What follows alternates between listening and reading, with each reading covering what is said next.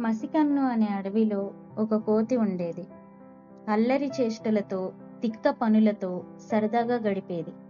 అలాంటి కోతి ఒకరోజు దిగులుగా ఉండటం ఉడత గమనించి కారణం అడిగింది.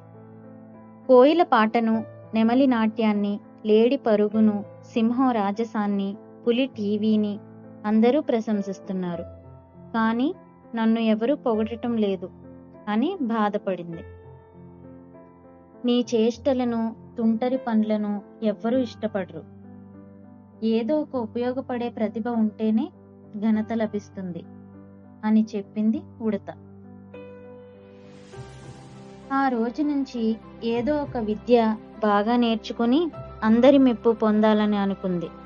కోతి వెంటనే అడవి నుంచి దగ్గరలో ఉన్న పల్లెటూరికి వెళ్ళింది.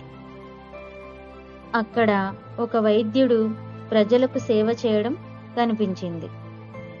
కోతి ఆయన దగ్గరకు వెళ్ళి, అడవిలో జంతువులు జబ్బులతో, గాయాలతో బాధపడుతున్నాయి. నాకు వైద్యం నేర్పిస్తే వాటికి సేవలందిస్తాను అంది. కోతి కోరిక విన్న వైద్యుడికి ముచ్చటేసి సరే అన్నాడు. అప్పటి నుంచి కోతి ఆయనకు సహాయపడుతూ వైద్యం నేర్చుకుంది.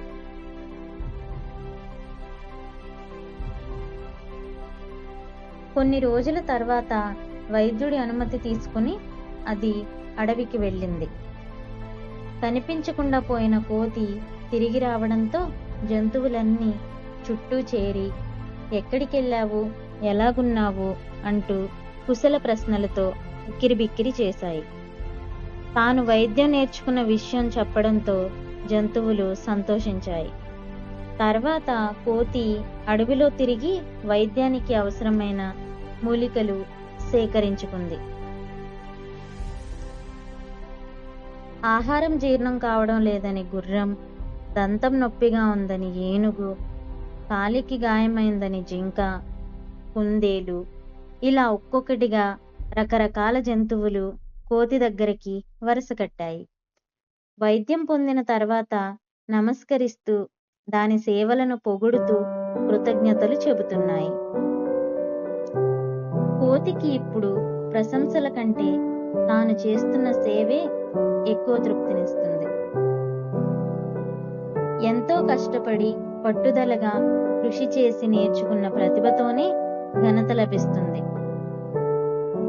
ఆ విద్య ఇతరులకు ఉపయోగపడితే అంతకు మించిన తృప్తి, ప్రశాంతత ఎక్కడా లభించవు అని మనసులో అనుకుంది కోతి.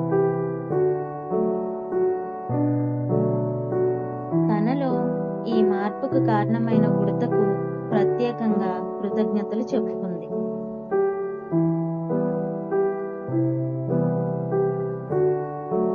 ఈ విషయాన్ని అడవిలోని మిగతా జంతువులకు వివరించింది. కోతి మాటలతో ప్రభావితమైన జీవులు అప్పటి నుంచి ఐకమత్యంగా ఉంటూ అందరికీ మేలు చేకూర్చే పనులే చేయాలని నిర్ణయించుకున్నారు.